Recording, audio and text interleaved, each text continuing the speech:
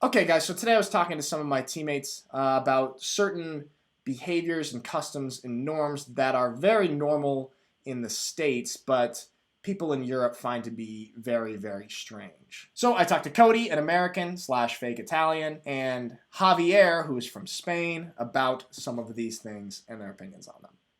Here we go. Ah, yeah, that makes no sense to me. What? Well, it makes sense, but it's way easier to just make a difference with the colors. For us, orange is 50. Yeah, I was gonna say, what's a 10? 10 is like kind of maroon, red. So and when you open your wallet, you're just looking for red? You don't have to read the number. You just know the things that you're pulling out. You just look for the color? Yeah? Well, okay, how Green about this? is 100. Why can't you make them all the same size then? Same size because they... Because in the 5, that's green, I can't find anyways because it's 70% kind of of the sign of the 10. Exactly. So you can't even So find you it just anyways. can store them by sizes if you're rich enough to have like several. Idiotic. I actually never thought about this before, but all of our bills, all United States bills, are that same greenish color. And Euro bills are all different colors, which is kind of convenient. I do kind of like that. But there is something special about the feeling of just a stack of bills that all look the same color. Something about that I do like. One thing I will say though about United States dollar bills is they feel much dirtier than the Euro bills. I don't know what it is, something about the texture or what they're made out of. US bills feel grimy and gross. Euro bills don't feel that gross. Everybody besides you guys hate it. Every time that I by mistake say Americans, people from Nicaragua, Mexico, all of these, that's disrespectful towards them. They hate it, yeah, because you guys consider yourselves to be like the whole continent, which is not.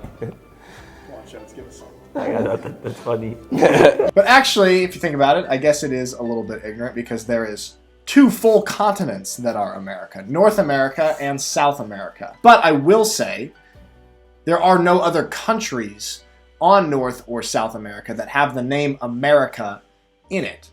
We are the United States of America, and so I feel like when people are saying, I'm from America, or I'm American, we're just shortening that. So you So should say I need US. to start saying, US. I'm a US of American. Yeah, I'm a US American. Because I'm a you don't have US that- American. You don't have that word. We do. We say estadounidense, Estados Unidos. Yeah. And I don't know how to say the word for people. We say, for Spanish, español. We say estadounidense. We don't say Americans. You guys don't have that word. Oh, I guess not. What is that? You say Canadians, right? Yeah. Mexicans. You don't have United States. Yeah, it's Americans.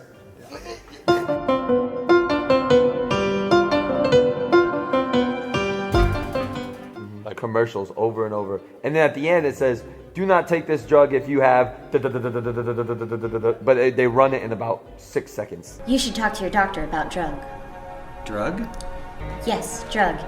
The legit sounding medical breakthrough that just got FDA approved last week thanks to intense pressure from pharmaceutical lobbyists. This is insane to me. This is insane. You'll see this all over TV in the United States, is these commercials advertising prescription drugs, sometimes with really crazy side effects. They're advertising them on TV with just like these happy people running around a field.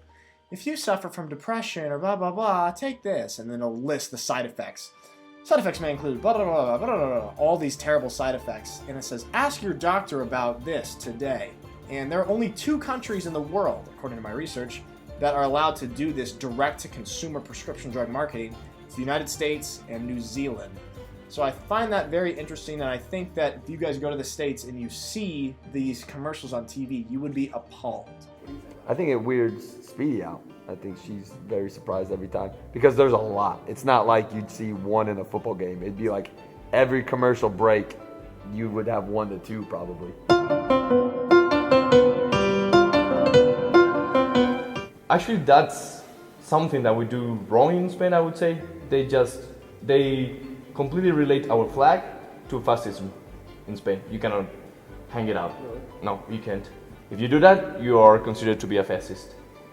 Yeah, we have a bad situation about that. And honestly, I think that it's alright. If you're not breaking anybody's freedom or trespassing anybody's freedom, why should you? If you feel proud of your own country. I mean, that's totally fine for me. or to me. Yeah, I see no problem with it. It's starting to become more like, I mean, you see during any world games, the Olympics, anything, people are. That's the only time that we fool them out. Yeah, and people are flying them. So why do you have to wait for a world game or an Olympics to like fly your country's flag? American flags are everywhere. On people's houses, on people's cars, people's trucks, on shirts, on all sorts of things, people's phone cases. The American flag is everywhere.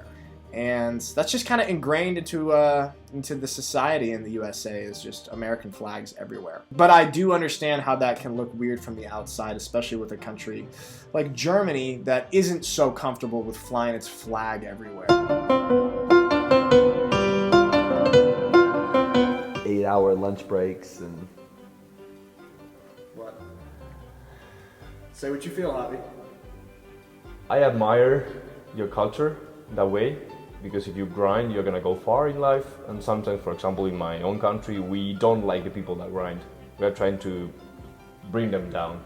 Really? If there's somebody going over the rest, we're trying to drag them down. Yeah. We don't really admire the people that are hard workers as you do, guys, in the States. Yeah. It's like the most admired thing in the States, I would say. But it's all reduced. It all comes down to where you come from. You were the craziest people that came out from Europe to look for a new job, new life. So you are descendants of the craziest ones from this continent. This point is fascinating to me. What Javier just said is that Americans are the descendants of all the crazy, adventurous people who left Europe back in the day and now who are leaving other countries and coming to America, going on this adventure, searching for a new life. Now, after living in Europe, and specifically Germany, I think that Germans are much more risk averse. They'd rather do what is sensible and safe, whereas Americans, a lot of times, are more risk tolerant and would rather go for the big, high risk, high reward situation, which is kind of how I feel. I feel very risk tolerant. I would much rather go for a high risk, high reward situation than something safe, playing it safe. And I think you can see that reflected in the societies, because in Germany, you know, there's a lot of people that are living very comfortably in the middle. It's hard to kind of break through to be in that super upper echelon. It's also hard, I think, I've heard, to really fall below a certain level. But in the States, you've got more people breaking through, but you've also got more people falling to the bottom. And you've got a shrinking middle. Is there any validity to that theory? Do you think that the risky nature of Americans can be traced back to those people who left Europe or left Asia or left Mexico and came to a new country, a new world, looking for a different life? Is that risk-tolerant trait passed down from generation to generation? Interesting. All right, guys, so let me know what you think of those, and please let me know of any other things that Americans do that we think are normal but are weird to the rest of the world. See you later.